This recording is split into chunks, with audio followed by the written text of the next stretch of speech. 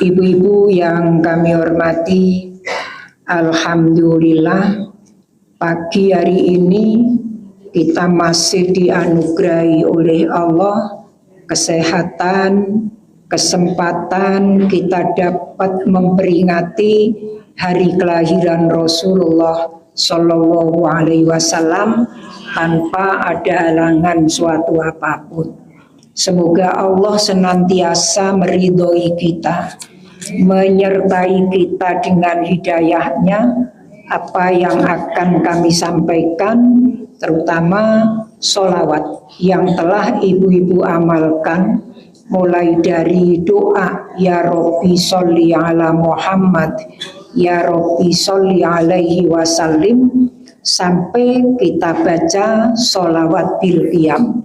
Mudah-mudahan semuanya menjadikan satu amalan kita yang insya Allah langsung diterima oleh Allah, disampaikan kepada Nabi Shallallahu Alaihi Wasallam, merupakan bukti cinta kita kepada Rasulullah. Insya Allah besok bersama-sama Nabi di surga Allah Ta'ala. Amin ya Rabbal Alamin. Ibu-ibu yang kami hormati, singkat saja yang perlu kami sampaikan. Insya Allah kalau kita tentang sejarah Rasulullah sudah ibu-ibu baca tadi lewat Maulidut Tiba. Di situ sudah diterangkan bagaimana kelahiran Rasulullah, bagaimana pula keadaan sebelum lahirnya Rasulullah, bagaimana pula setelah lahirnya Rasulullah. Cuma menggunakan bahasa Arab, jadi kita tabarrukan, tanya ngalap barokah. Walaupun yang panjenengan baca tadi kita tidak seberapa paham itu artinya opo, tapi insya Allah semuanya itu membawa barokah bagi kita sekalian. Karena yang kita baca tadi adalah sirah, sejarah siapa Nabi Muhammad Sallallahu Alaihi Wasallam. Cuma ibu-ibu yang kami hormati, kalau tadi telah disampaikan, laqad kana lakum fi Rasulillahi uswatun hasanah liman kana yarjullaha wal yaumal akhir wa dzakarallaha katsira. Sungguh itu makhluk Allah yang ada di alam malak begitu gembiranya menyambut kelahiran Rasulullah. Kita barangkali orang-orang yang diperjuangkan oleh Rasulullah mulai kita hidup di dunia sampai besok di akhirat. Sampai Nabi itu kan pernah ketika Isra Mi'raj berhadapan langsung dengan Allah kan. Ketika Mi'raj Nabi berhadapan langsung dengan Allah. Nabi ditanya, Nabi berhadapan dengan Allah, Allah mengatakan ya Muhammad. Tapi ketika kita baca dalam Al-Quran, Allah memberikan wahyu ya lewat malaikat Jibril. Allah mengatakan ya Nabi Allah, ya Rasulullah. Ketika berhadapan langsung ya Muhammad. Saking dekatnya Allah Nabi kepada Allah Ta'ala. Ya Muhammad sal nu'ah jalu otakwe. Kon jalu opo takwe. Apa yang diminta oleh Rasulullah? Ummati. Kita sekalian ini. Ummati ya Allah, umat ulama. Sedoyo, kula panjenengan izini untuk memberikan syafaat kepada umatku. Ketika di dunia Allah mengizinkan kepada Nabi, bahkan diperintah untuk memberikan pelajaran, untuk memberikan tuntunan. Sehingga Quran diturunkan kepada Nabi, disampaikan kepada kita sebagai umat beliau. Ya. Ini sebagai tuntunan. Apa yang diperintahkan oleh Allah, disampaikan oleh Nabi kepada kita para umat. Ya. Bahkan banyak sekali ini ibu-ibu keterangan-keterangan tentang apa yang diperintahkan Allah kepada Nabi, disampaikan kepada kita para umat. Kemudian ketika besok di akhirat, izinkan kami ya Allah untuk memberikan syafaat kepada umatku. Ya, apa? Jangan sampai umatku mendapatkan siksa besok di akhirat. Itu karena syafaat pertolongan yang diizinkan oleh Allah kepada Nabi.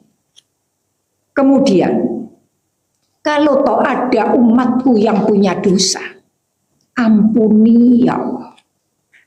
Ya, ampuni ya Allah, itu umatku. Itu yang diminta oleh Nabi. Kalau toh sampai ada umatku yang masuk neraka, tolong ya Allah, angkat dia. Masukkan dia ke dalam surga. Ya. Kemudian, kalau toh sudah berada di surga, tolong ya Allah. Kalau memang tempat umatku barangkali merasa kurang baik, izinkan kami ya Allah untuk memberikan peluang kepada umatku, suruh pilih surga mana yang dia kehendaki. Gimana? Itu yang diminta oleh Rasulullah. Allah menyanggupi jalu takwei. Sampai Quran mengatakan wala saufa yu'tika rabbuka fatarto. Kamu akan saya beri Muhammad sampai hatimu lega. Nah, itu perjuangan Nabi untuk kita. Sehingga di hari lahir beliau ini wajar kan kita gembira. Bahkan ini diperintah oleh Allah. Qul bi fadlillahi wa bi rahmatihi fa bidzalika falyafrahu wa khairum mimma yajma'. Ketika bulan-bulan Maulid ini kita gembira kita. Kita peringatan hari lahir ya umpamanya Indonesia. Kita gembira enggak? Gembira.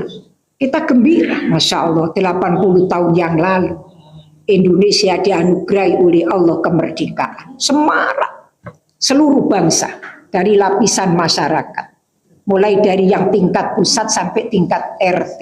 Ya kan sudah. Ya.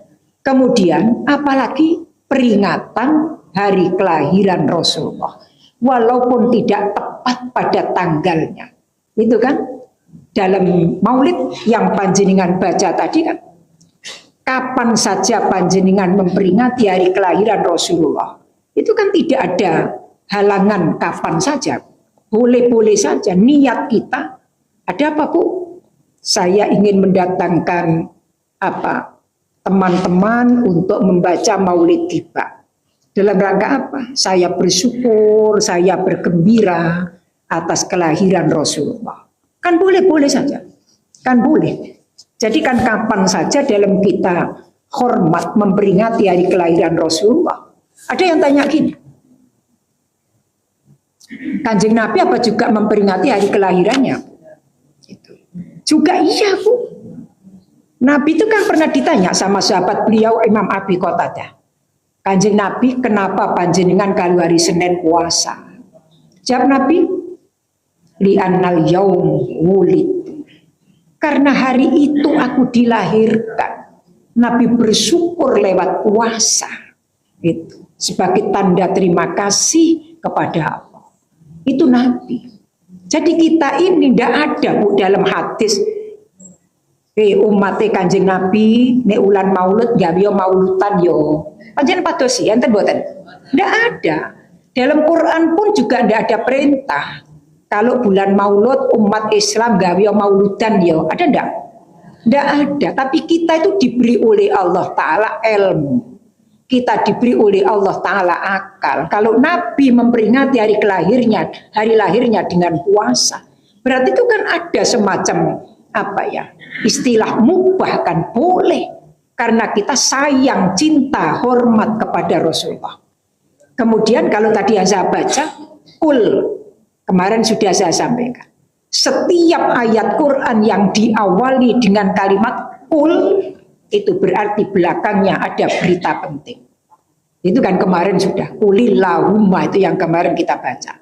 Yaitu qul bi fadlillah. Katakan Muhammad, beritahu kepada umatmu bi fadlillah, sebab anugerah berupa hidayah. Wa bi rahmatihi, sebab rahmat Allah. Ulama tafsir mengatakan rahmat Allah ini apa? Ada dalam ayat lain, wa ma arsalnaka illa rahmatan lil alamin. Rahmat ini lahirnya Nabi Muhammad sallallahu alaihi wasallam. rahmatan lil alam. Jadi rahmat bagi seluruh isi alam. Ya. Jadi di situ wabidzalika falyafrahu, karena hidayah, karena diutusnya Nabi Muhammad. Dan Nabi Muhammad itu diutus oleh Allah kan umurnya 40 kan. Bukan kok Nabi ujuk-ujuk moro umur 40 kan enggak. Dimulai dari kelahiran. Dari kelahiran. Ya, Masya Allah, makanya tadi dikatakan kelahiran Nabi itu disambut gembira oleh seluruh isi alam. Ya. Fabidzalika falyafrahu, ayo sing seneng. Ayo sing seneng kita dengan kelahiran Rasulullah. Nah, kemudian ibu-ibu, kita ambil saja hikmah. Panjenengan sudah sering mengikuti peringatan Maulid Nabi. Sudah banyak yang panjenengan cerna tentang ceramah peringatan Maulid Nabi. Kita saring, kita ambil hikmah. Apa hikmahnya kita memperingati Maulid Nabi? Satu, kita bisa koreksi, kontrol diri kita sendiri. Saya sebagai umat Nabi, sejauh mana dalam saya mencontoh beliau, sejauh mana perintah yang sudah saya lakukan, sejauh mana larangan yang sudah saya tinggalkan. Toh kalau perintah itu kita lakukan, larangan itu kita tinggalkan, yang enak bukan siapa-siapa, tapi diri saya sendiri. Ini kalau kita cerna dalam kita memperingati hari kelahiran beliau. Satu, kontrol diri. Yang kedua, bukti syukur. Karena kita gembira. Karena kita gembira. Yang ketiga, semangat. Karena Nabi pun juga semangat. Laqad ja'akum rasulun min anfusikum azizun alaihi ma anittum harisun alaihi bil mu'minina raufur harisun alaikum. Semangat Nabi dalam menjalani perintah Allah, memperjuangkan apa yang diajarkan oleh Allah. Semangat. Kita pun juga semangat. Semangat kita. Semangat apa yang kita semangatkan? Ibadah kita. Kita tingkatkan takwa kita kepada Allah. Kita kan sering mendengarkan ittaqullah, ittaqullah. Takutlah kalian kepada Allah. Cuma ibu-ibu, dalam kita meningkatkan takwa kita kepada Allah, ada tanda-tanda kan. Umur kita ini makin hari makin berkurang. Berarti makin dekat dengan datangnya kematian. Takwa kita seharusnya makin hari makin kita tingkatkan. Itu ibu-ibu. Nah, tanda-tanda orang yang ingin meningkatkan takwanya, coba. Satu, kita berusaha. Kita berusaha jangan sampai kita ini dimarahi oleh Allah. Jadi diseneni kali Allah. Jangan. Ya, jadi yang kita lakukan, yang kita ucapkan, yang ada dalam benak pikiran kita, jangan sampai merupakan sesuatu yang menjadikan Allah marah kepada kita. Hal itu senantiasa kita hindari kan. Dan kita senantiasa mohon. Ihdinas siratal mustaqim, siratal ladzina an'amta alaihim, ghairil maghdubi alaihim waladhdallin. Ya Allah, tunjukkan, bimbinglah kami ya Allah ke jalan yang lurus, jalannya orang yang Engkau beri nikmat, bukan jalannya orang yang Engkau murkai, bukan jalannya orang yang sesat. Jadi kita kalau ingin meningkatkan takwa kita kepada Allah, kita berusaha. Ucapan kita, perbuatan kita, ojo ndadekno diseneni Gusti Allah. Ya, itu yang nomor 2. Apa yang nomor 1? Yang nomor 2, dalam kita berupaya untuk meningkatkan ketakwaan kita berusaha. Berusaha, Bu. Semampu kita berusaha. Apa yang kita lakukan, apa yang kita ucapkan, tidak merugikan diri sendiri. Sementara ini masih banyak yang kita lakukan, menjadikan diri kita rugi. Satu contoh saja, Bu. Enteng, tapi abot. Ngerasani. Yang rugi siapa? Bukan wong sing dirasani, Bu, rasa nontek ngamek kurang dolek sing dirasani tenang saja. Tapi yang rugi siapa? Dia sing ngerasani. Ini, Bu, itu satu contoh. Jangan sampai apa yang kita lakukan merugikan diri sendiri. Dan yang nomor 3, kita berusaha apa yang kita ucapkan, apa yang kita lakukan jangan merugikan orang lain. Ya sudah, telu saja loh. Itu kita semangat dalam upaya kita meningkatkan takwa kita kepada Allah. Yaitu tadi, 3 ini dok, coba kita angen-angen ya, karena hidup kita ini ada batas, kita tidak tahu kapan batas hidup kita, jadi kita berusaha di akhir-akhir hidup kita ini apa yang kita lakukan jangan menjadikan Allah marah kepada kita. Jangan merugikan diri sendiri, jangan merugikan orang lain. Itu saja, makanya banyak sholawat kepada Nabi, banyak berzikir kepada Allah. Insya Allah kalau kita banyak zikir, banyak doa, banyak mohon, Allah sudah berjanji Allah akan memberi, kan gitu. Allah akan memberi.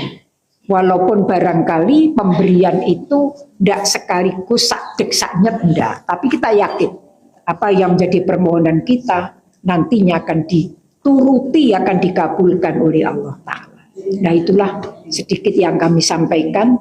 Mudah-mudahan ada manfaatnya. Kurang dan lebihnya mohon maaf.